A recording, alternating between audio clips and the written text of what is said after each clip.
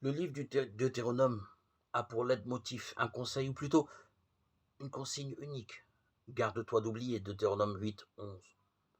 La Bible tout entière, qui de mille manières nous invite à ne jamais oublier l'œuvre incessante de Dieu en faveur de l'humanité.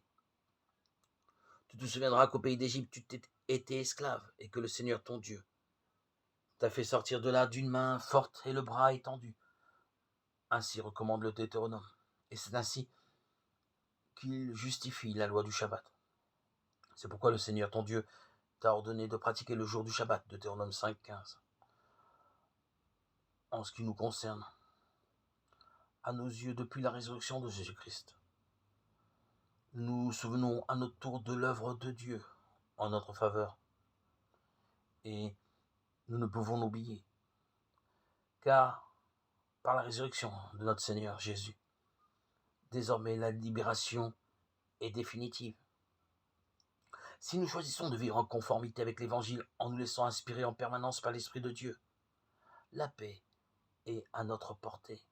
Nous vivons le vrai Shabbat, l'unique Shabbat, le véritable Shabbat, au-delà des lois, dans la paix du Christ.